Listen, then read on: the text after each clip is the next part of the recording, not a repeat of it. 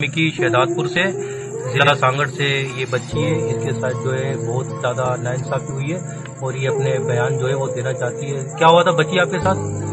صاحب میں سبزی لینے گئی تھی، میرے کو رکشے والا بولا تھا کہ چل ادھر راشن بھی رہا میں تجھے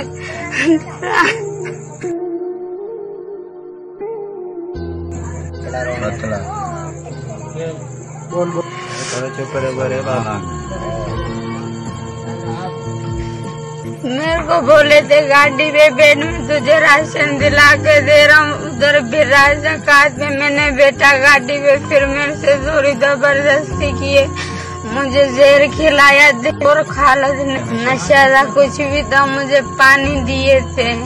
اچھا کون کون تھے، کیا نام تھا ان کا؟ خالد اور دلشیر۔ کون ہے ذات کے؟ ماچھی۔ ماچھی، جی جی۔ اور پھر کتنے لوگ تھے وہ؟